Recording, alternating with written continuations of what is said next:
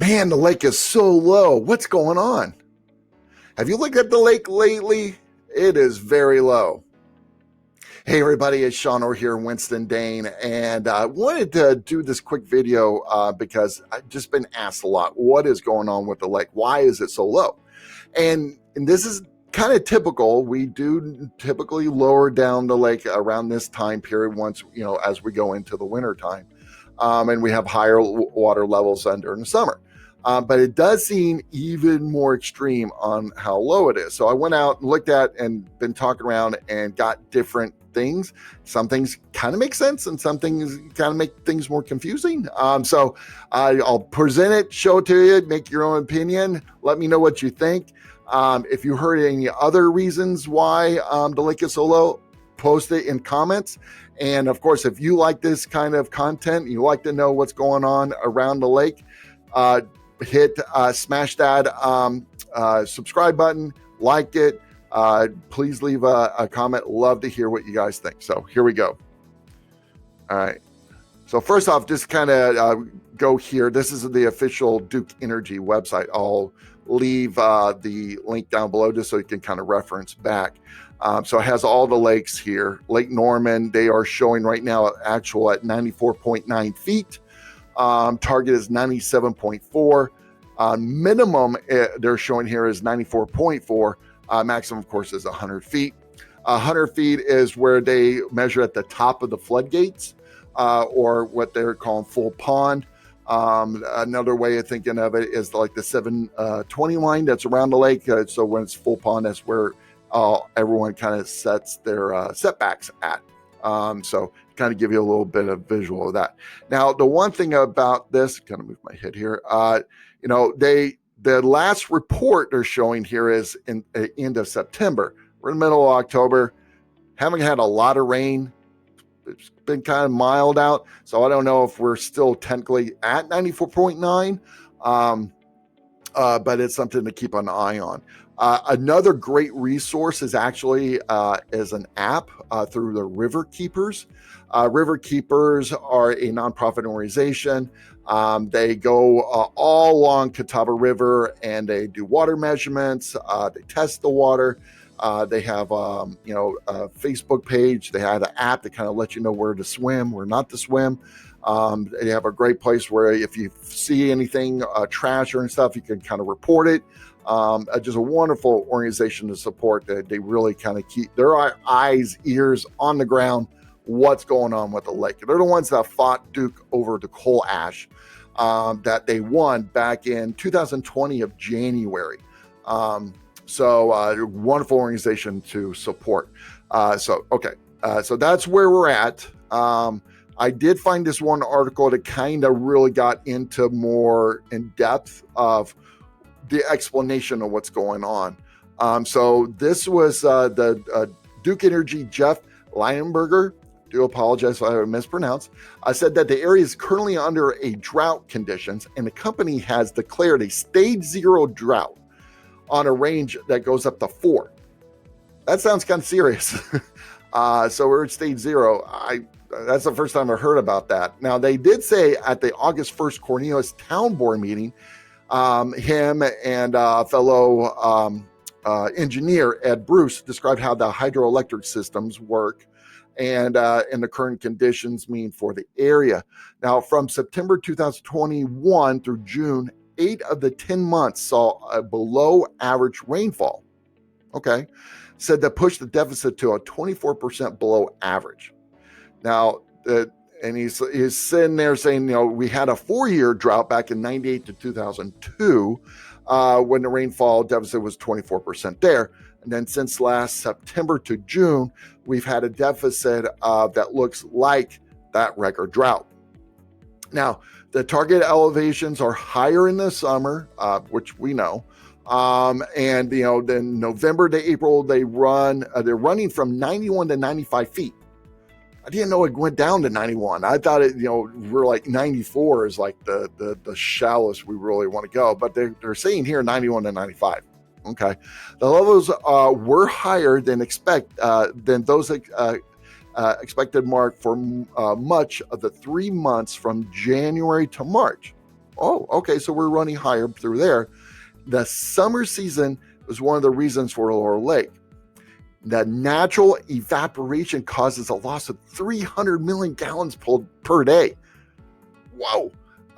That's amazing. I would never have thought we would lose that much water through evaporation. So we have a drought, so there's no water coming in, and then we got evaporation that's sucking the water out. So okay, now that's going straight up in the air. Can't do much about that. That's more water loss than all human withdrawals combined. Okay, so what they're saying there is we do withdraw water out of the lake.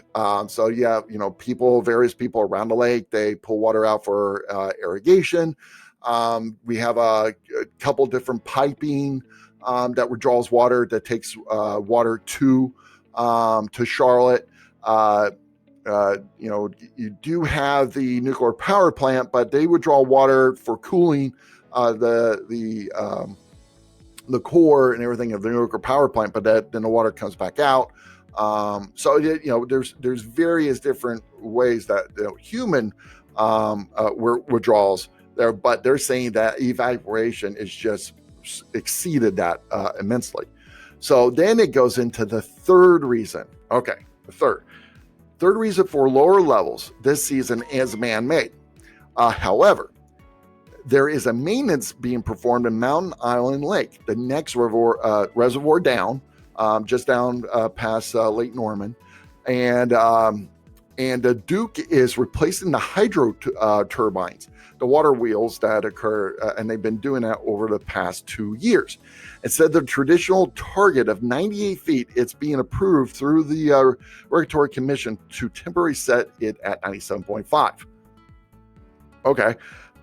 That reduces the ability to move water at Mountain Island Lake. With the extra half a foot of available storage, when some of these high inflow events come, we can manage it in a way going forward so it doesn't cause issues at Mountain Island. Okay, so they're basically saying, all right, so we have we're down to Lake Norman, but we need to have some room to play with in case we do have a water event, that we can try to manage that water of Mountain Island Lake. And it's challenging because we're already getting snow up in the mountains, which is fantastic. That's great. All right, so we're getting snow. We may have a pretty good snow season, which would be wonderful. Well, that's all going to melt, and then once that melts, that's going to flow from north to south. It doesn't say when they actually are thinking or knowing when these turbines are going to be replaced. So, so we have room if all this water, we have a big water event, we just started getting a lot of rain, they have room to play with in Lake Norman, so they don't have to open the gates, which could cause issues with this turbine replacement. So it just kind of gives a little more understanding why they're kind of needing this extra space for this replacement of this turbine down Mountain Island Lake. And then, so basically, Leinberger expects the target waters to get back to normal next summer. This is the one thing that kind of, it doesn't make sense to me. So as a drought gets worse, more drastic measures are taken. A stage 1 drought has been reached several times since the lake has been under Duke management, which we've all experienced the lake being down. I remember when we first moved here 8 years ago, the lake was so down. I mean, grass was growing and coves, and I mean, this is not just something that just never happened before. We've seen the lake being down really low before. But this is what's kind of interesting. So, all right, so it's been down, stage 1 drought, blah, blah, blah. And only a stage 3 has been reached in 2007. A mandatory water restriction kicks in at stage 2. All right, well, but at the beginning of this article, it says the company has declared stage 0. Has anyone heard about water restrictions? I haven't.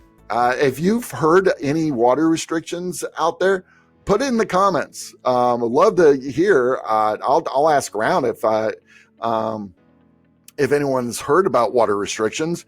I mean, if they're saying they're kicking at stage 2 and we're at stage 0, I would think that'd be pretty, it would be all over the place. Now, I could be just head down, just working and just not listening or hearing anything, but that's always possible. But I haven't heard anything about that. So that was very interesting in this article. All right, so I wanted to end off on this article here with Cornelius today. They did a great article here to kind of say, hey, low your boat. Now, all depending on what kind of boat you have. Of course, if you have a pontoon or if you got a wakeboard boat, each one kind of gets submersed a little bit more in the water. So sometimes you need more depth and then from others.